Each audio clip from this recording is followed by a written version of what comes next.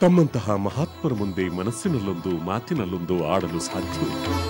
ರಾವಣನ ಎದುರಾಗಲಿ, ಅವನಿಂದ ಪ್ರೇರಿತರಾದ ಮಾರೀಚ ಸುಬಾಹುವಿನ ಎದುರಾಗಲಿ ನಾನು ಯುದ್ಧ ಮಾಡಲು ಅಶಕ್ತನಾಗಿದ್ದೇನೆ. ಬಹಳ ವರ್ಷಗಳ ನಂತರ ಪುತ್ರ ಸಂತಾನ ಪ್ರಾಪ್ತಿಯಾದ ನನಗೆ ನೀವೇ ಗುರುಗಳು, ಪರದೈವವೂ ಆಗಿರುವೆ. ಮಹಾತ್ಮರೇ, ಬಾಲರಾಮನ ಮೇಲೆ ಕರುಣೆ ಮಾಡಿ ಮಹಾನುಭಾವ. ದೇವದಾನವ ಕಿನ್ನರ ಕಿಂಪುರುಷರೇ ರಾವಣನ ಮುಂದೆ ಯುದ್ಧಕ್ಕೆ ನಿಲ್ಲಲು ಅಸಮರ್ಥರಾಗಿರುವಾಗ ಸಾಮಾನ್ಯ ಯಕ್ಕಶ್ಚಿತ್ ಮಾನವರು ಅಂತಹ ಮಹಾನ್ ರಾವಣನನ್ನು ಗೆಲ್ಲುವುದು ಸಾಧ್ಯವೇ? ನಾನೇ ಸ್ವಯಂ ಮಕ್ಕಳೊಂದಿಗೆ ಬಂದರು, ನನ್ನ ಸೈನ್ಯದೊಡನೆ ಬಂದರು, ನಾನು ಮಾರೀಚ ಸುಬಾಹುವನ್ನು ಗೆಲ್ಲುವುದು ಸಾಧ್ಯವಿಲ್ಲ.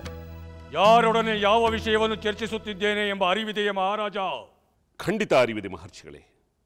ನೀವು ಅಷ್ಟೊಂದು ಆಗ್ರಹ ಮಾಡುವುದಾದರೆ ನಾನು ಪ್ರಾಣವನ್ನು ತ್ಯಜಿಸಲು ಸಿದ್ಧನಾಗಿದ್ದೇನೆ. ಆದರೆ ಯುದ್ಧದ ಅನುಭವವೇ ಇಲ್ಲದ ರಾಮನನ್ನು ಮಾತ್ರ ನಾನು ಕಳಿಸಲಾರೆ. ಆ ಮಾರೀಚ ಸುಬಾಹುವನ್ನು ಎದುರಿಸಲು ನಾನೇ ಬರುತ್ತೇನೆ ಹೊರತು ರಾಮನನ್ನು. ಸಾಕು, ನಿಲ್ಲಿಸು ನಿನ್ನ ಅಸಂಬದ್ಧ ಪ್ರಲಾಪವನ್ನು. ನಾವು ಕೇಳಿದಾಗ ಯಾವ ಕಾರ್ಯವನ್ನಾದರೂ ನೆರವೇರಿಸಿಕೊಡುತ್ತೇನೆ ಎಂಬ ವಾಗ್ದಾನವನ್ನು ನೀಡಿ ಈಗ ಆ ಪ್ರತಿಜ್ಞೆಯನ್ನು ಪರಿತ್ಯಜಿಸಲು ಯೋಚಿಸುತ್ತಿರುವ ನಿನ್ನ ನಡೆ ನುಡಿ ರಘುವಂಶಕ್ಕೆ ಉಚಿತವಾದುದಲ್ಲ.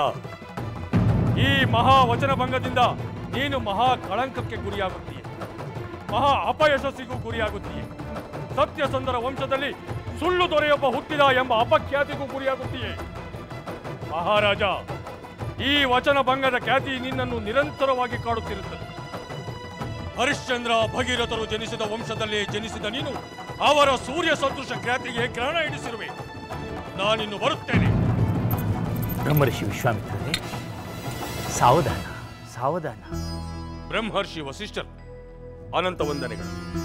ಮಹರ್ಷಿಗಳೇ, ಪ್ರಣಾಮ. ತಮಗೂ ಪ್ರಣಾಮಗಳು. ಆಯುಷ್ಮಾನ್ ಭವ. ವಿಶ್ವಾಮಿತ್ರ ಮುನಿವರ್ಯರೇ, ತಾವು ದಯಮಾಡಿ ಕೋಪ ಮಾಡಿಕೊಳ್ಳಬಾರದು.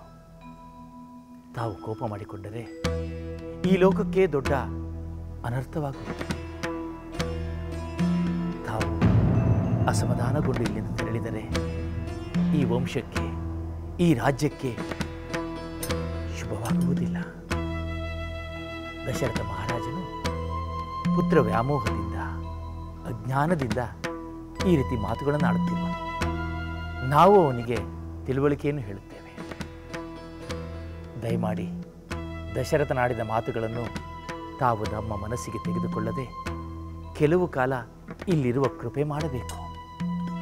ನಾವು ದಶರಥನೊಂದಿಗೆ ಮಾತನಾಡುತ್ತೇವೆ. ತಾವು ಇಲ್ಲಿಂದ ರಾಮನನ್ನು ಕರೆದೊಯ್ಯಲು ಸಾಧ್ಯವಾಗುವುದು. ಆಗಬಹುದು. ತಾವು ಮಹಾಜ್ಞಾನಿಗಳು. ತಮ್ಮ ಮಾತನ್ನ ಈ ವಿಶ್ವಾಮಿತ್ರ ನಿರಾಕರಿಸುವುದಿಲ್ಲ. ನಾವು ಕೆಲವು ಕಾಲ ಕಾಯಲು ಸಿದ್ಧರಿದ್ದೇವೆ. ಬರುತ್ತೇವೆ.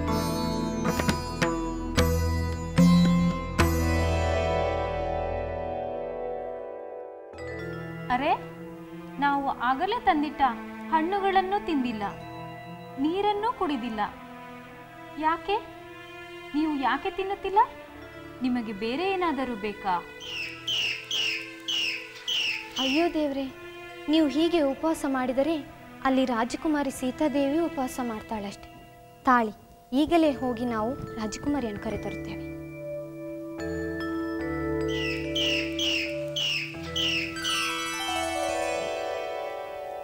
ರಾಜಕುಮಾರಿ, ಆ ಗಿಣಿ ದಂಪತಿಗಳು ಹಣ್ಣನ್ನು ತಿನ್ನುತ್ತಿಲ್ಲ, ಹಾಲನ್ನು ಕುಡಿಯುತ್ತಿಲ್ಲ. ನಾವು ಏನನ್ನೂ ತಿನ್ನುವುದಿಲ್ಲ, ಉಪವಾಸ ಮಾಡುತ್ತೇವೆ ಎಂದು ಹಠ ಹಿಡಿಯುತ್ತಿವೆ. ಹೌದೇ? ಬನ್ನಿ ಹೋಗೋಣ. ಮಹಾರಾಜ, ನೀನು ಮಹಾವಂಶವಾದ ಇಕ್ಷ್ವಾಕು ವಂಶದಲ್ಲಿ ಹುಟ್ಟಿರುವೆ. ಧರ್ಮಾಚರಣೆಯಲ್ಲಿ ಆ ಧರ್ಮ ದೇವತೆಗೆ ಸಮಾನ ನೆನೆಸಿರುವೆ.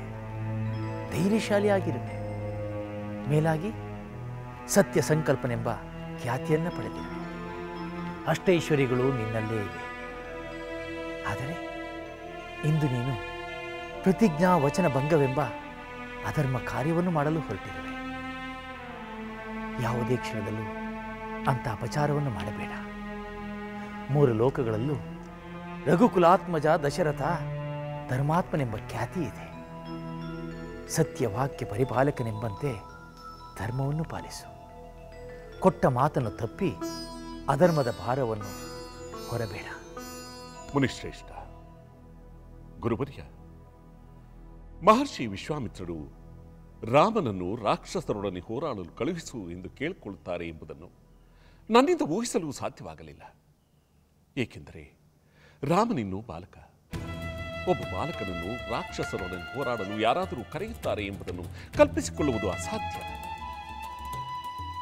ರಾಮನ ವಿನಃ ಅವರು ಬೇರೇನೇ ಅಪೇಕ್ಷೆ ಪಟ್ಟಿದ್ದರೂ ಕೂಡ ಅವರ ಅಪೇಕ್ಷೆಗಳನ್ನು ನೆರವೇರಿಸಲು ನಾನು ಸಿದ್ಧನಿದ್ದೆ, ಈಗಲೂ ಸಿದ್ಧನಾಗಿದ್ದೇನೆ.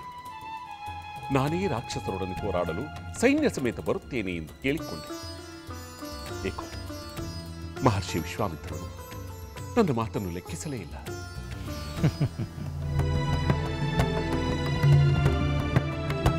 ಕಿಣಿಗಳೇ, ನೀವು ಏಕೆ ಹಣ್ಣನ್ನು ತಿನ್ನುತ್ತಿಲ್ಲ?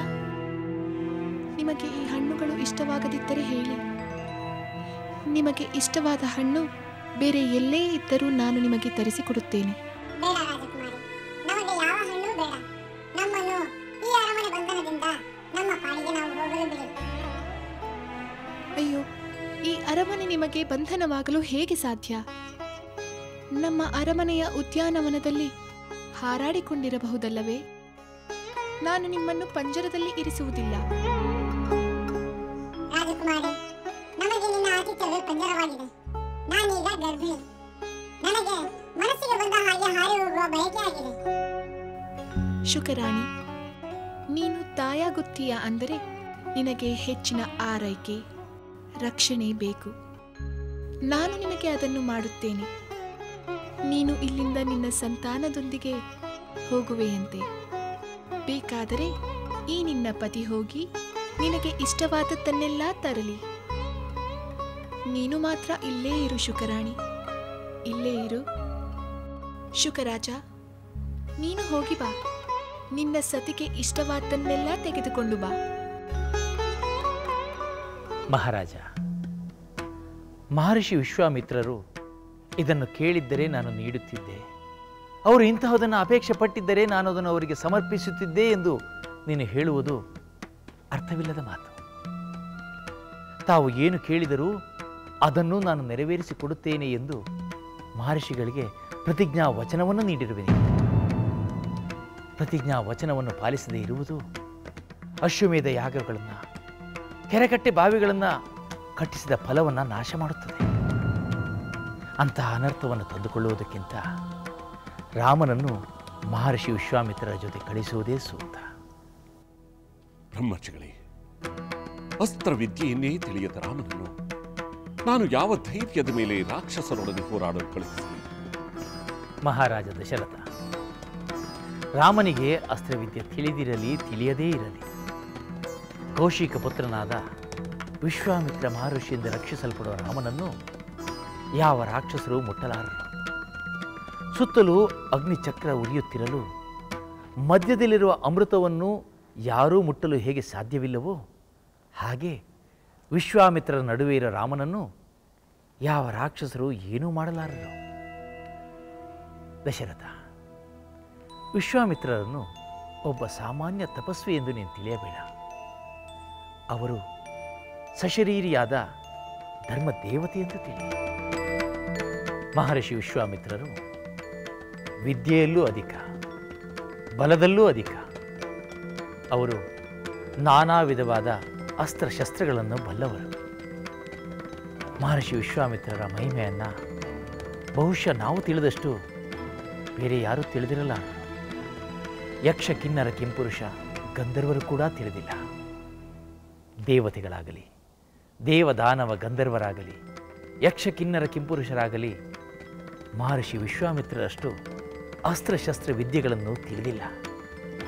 ಏಕೆಂದರೆ ಮಹರ್ಷಿ ವಿಶ್ವಾಮಿತ್ರನಿಗೆ ಸ್ವತಃ ಪರಮೇಶ್ವರನೇ ಅಸ್ತ್ರವಿದ್ಯೆಯನ್ನು ಅನುಗ್ರಹಿಸಿದ್ದಾನೆ.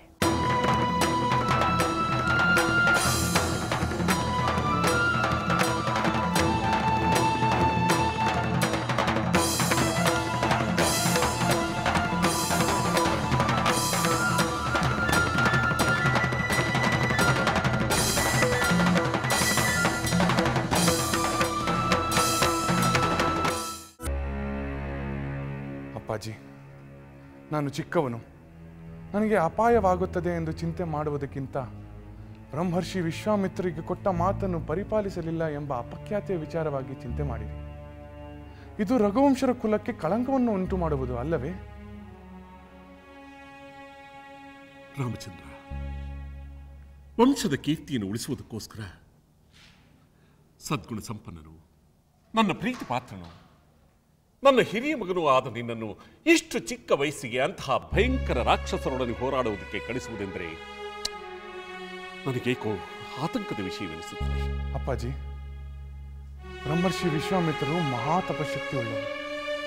ಅದಕ್ಕೆ ಪೂರ್ವದಲ್ಲಿ ಚಕ್ರವರ್ತಿಯಾಗಿ ಮಹಾಪರಾಕ್ರಮವನ್ನು ಮೆರೆದವರು ಅವರು. ನಮ್ಮನ್ನು ಅವರ ಸಂಗಡ ಕರೆದುಕೊಂಡು ಹೋದರೆ ನಮಗೆ ಯಾವ ಚಿಂತೆಯನ್ನು ಬರುವುದಿಲ್ಲ. ಆ ರಾಕ್ಷಸರನ್ನು ನಿರ್ಬಂಧಿಸಿದ ಕೀರ್ತಿಯು ನಮಗೆ ಬರುವಂತೆ ಕೃಪೆ ಮಾಡುತ್ತಾರೆ. ಈಗ ತಾನೇ ಬ್ರಹ್ಮರ್ಷಿ ವಸಿಷ್ಠರು ಕೂಡ ನಿನ್ನನ್ನು ಮಹರ್ಷಿ ವಿಶ್ವಾಮಿತ್ರರೊಂದಿಗೆ ಕಳಿಸುವಂತೆ ಸಲಹೆ ಮಾಡಿದರು. ಆದರೆ ಅನುಮಾನಿಸಬೇಡಿ ಅಪ್ಪಾಜಿ, ನನಗೆ ಯಾವ ಅಪಾಯವೂ ಆಗುವುದಿಲ್ಲ. ಕೊಟ್ಟ ವಚನವನ್ನು ಎತ್ತಿ ಹಿಡಿಯುವ ಕೀರ್ತಿ ನಮ್ಮಿಂದಾಗಲಿ ಎಂದು ಹರಸಿ. ಅಪ್ಪಾಜಿ, ದಯಮಾಡಿ ನನ್ನನ್ನು ಕಳುಹಿಸಿಕೊಡಿ. ಅವರಿಗೆ ಕೊಟ್ಟ ಮಾತನ್ನು ಪರಿಪಾಲಿಸಿದ ಕೀರ್ತಿ ನಿಮ್ಮದಾಗಲಿ. ಹಾಗೆಯೇ ಆಗಲಿ ರಾಮಚಂದ್ರ. ನಿನ್ನ ಇಚ್ಛೆಯಂತೆ, ಕುಲಗುರು ಬ್ರಹ್ಮರ್ಷಿ ವಸಿಷ್ಠರ ಸಲಹೆಯಂತೆ ನಿನ್ನನ್ನು ಮಹರ್ಷಿ ವಿಶ್ವಾಮಿತ್ರನೊಂದಿಗೆ ಕಳುಹಿಸಿಕೊಡುತ್ತೇನೆ. ಅಪ್ಪಾಜಿ, ಸಹೋದರನೊಂದಿಗೆ ಹೋಗಲು ನನಗೆ ಅಪ್ಪಣೆಯನ್ನು ಕೊಡಿ. ಅವರ ಸಹಭಾಗಿಯಾಗಲು ನನಗೆ ಆನಂದವಾಗುತ್ತದೆ. ಏನು, ನೀನು ರಾಮನೊಂದಿಗೆ ಹೋಗುವೆಯಾ? ಹೌದು ಅಪ್ಪಾಜಿ. ಸಹೋದರನ ಪ್ರತಿ ನಡೆ ನುಡಿ ನನಗೆ ಆದರ್ಶ. ನಾನು ಎಂದೆಂದಿಗೂ ಅವನೊಡನೆ ಇರಲು ಇಚ್ಛಿಸುತ್ತೇನೆ. ದಯಮಾಡಿ ನಮ್ಮನ್ನು ಕಳುಹಿಸಿಕೊಡಿ. ಲಕ್ಷ್ಮಣ, ನಿನ್ನ ಮಾತುಗಳು ನನಗೆ ಸಮಾಧಾನವನ್ನು ತಂದಿವೆ. ಮುಂದೆಯೂ ಕೂಡ ನೀವಿಬ್ಬರೂ ಒಂದಾಗಿದ್ದು ಕೀರ್ತಿಶಾಲಿಗಳಾಗಿರಿ. ಆಗಲಿ, ರಾಮನೊಂದಿಗೆ ನೀನು ಮಹರ್ಷಿಗಳಿಗೆ ಪ್ರಣಾಮ. ದಶರಥ ಮಹಾರಾಜ, ನಾವು ಯಾಗಸ್ಥಳಕ್ಕೆ ತೆರಳಬೇಕಾಗಿದೆ. ತಮ್ಮ ಅಭಿಪ್ರಾಯವನ್ನು ಅರುಹಿದರೆ. ಮಹರ್ಷಿಗಳೇ, ತಾವು ನಡೆಸುವ ಯಜ್ಞದ ರಕ್ಷಣೆಗಾಗಿ ರಾಮನೊಂದಿಗೆ ಲಕ್ಷ್ಮಣನನ್ನು ಕಲಿಸಿಕೊಡಲು ನಿರ್ಧಾರ ಮಾಡಿದ್ದೇನೆ. ಬಹಳ ಸಂತೋಷ. ಮುನೀಂದ್ರರಿಗೆ ನಮೋ ನಮಃ. ಆಯುಷ್ಮಾನ್ ಭವ.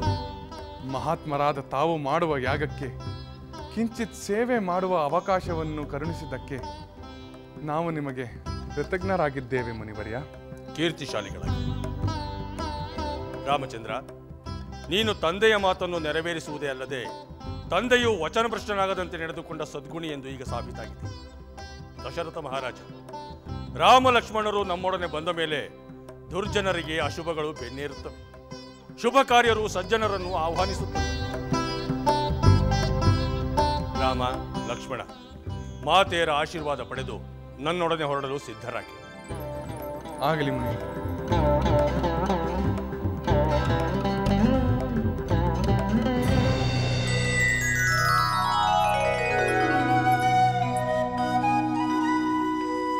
ಗಿಣಿರಾಣಿ, ತೆಗೆದುಕೋ. ನಿನಗೆಂದು ರಾಜಕುಮಾರಿ ವಿಶೇಷವಾದ ಹಣ್ಣುಗಳನ್ನು ಕಳುಹಿಸಿದ್ದಾಳೆ. ಹಣ್ಣನ್ನು ಕಳಿಸುವ ಬದಲು ನಿನ್ನ ರಾಜಕುಮಾರಿಗೆ ಹೇಳು ಒಂದಷ್ಟು ವಿಷವನ್ನು ಕಳಿಸಲು. ನಮ್ಮ ರಾಜಕುಮಾರಿ ನಿನ್ನನ್ನು ಎಷ್ಟೊಂದು ಪ್ರೇಮದಿಂದ ನೋಡಿಕೊಳ್ಳುತ್ತಾಳೆ. ನಿನಗೋಸ್ಕರ ಸುರಲೋಕದ ಅಮೃತವನ್ನೂ ತರಿಸುತ್ತಾಳೆ. ಹೀಗಿರುವಾಗ ನೀನೇಕೆ ಉಪವಾಸ ಮಾಡುತ್ತಿರುವೆ? ಹೌದು, ನನಗೆ ಒಂಟಿಯಾಗಿ ಪತಿಯಿಂದ ದೂರ ಇರುವುದಕ್ಕಿಂತ ಸಾಯುವುದೇ ಮೇಲು. ಈ ಮಾತನ್ನು ನಿನ್ನ ರಾಜಕುಮಾರಿಗೆ ಹೇಳು. ನಾನು ಯಾವ ಹಣ್ಣನ್ನು ತಿನ್ನುವುದಿಲ್ಲ, ಬದುಕುವುದೂ ಇಲ್ಲ. ಸರಿ ಸರಿ, ನೀನು ನಮ್ಮ ಮಾತು ಕೇಳುವುದಿಲ್ಲ. ನಾವು ರಾಜಕುಮಾರಿ ಸೀತೆಯನ್ನೇ ಕರೆತರುತ್ತೇವೆ.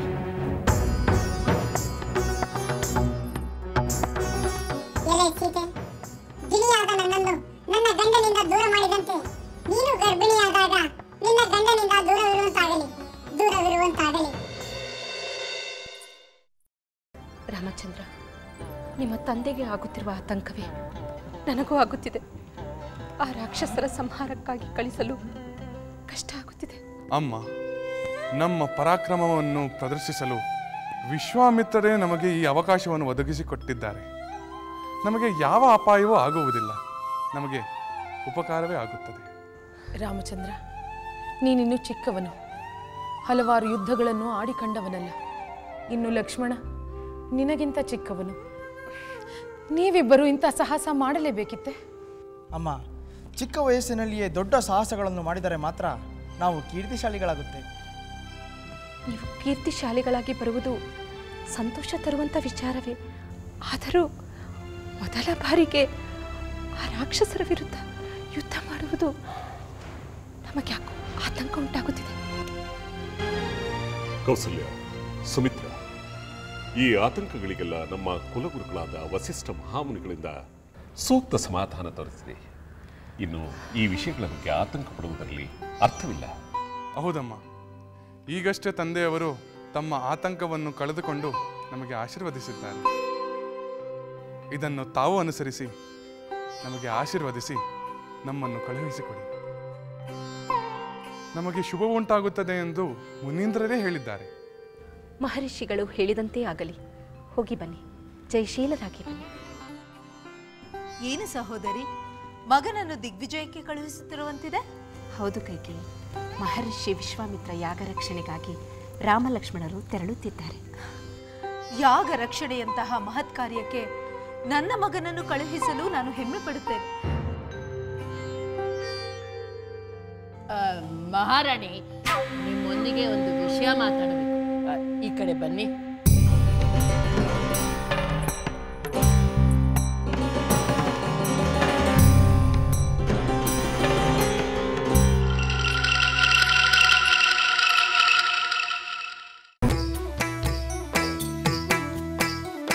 ಲಂಕೆಯಲ್ಲಿನ ದುರುಳ ದರ್ಪವು ಸೀತೆ ಸಹನೆಗೆ ಸೋತಿತು.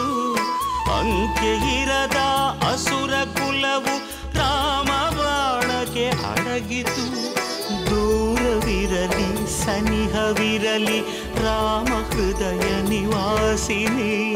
ಯುಗವು ಯುಗವು ಸಾಗಲಿ ಅಕಳಂಕ ಪ್ರೇಮ ಪ್ರಬೋಧಿನಿ. ಅಮರ ಗಾಧೆ ಧರಣಿ ಜಾತೆ ಸಾಧ್ವೆ ಸೀತೆ ಸುಚರಿತೆ. ಸಹನ ಶಕ್ತಿ ಪತಿಯ ಭಕ್ತಿ ಲೋಕಮಾನ್ಯ ವಂದಿತೆ.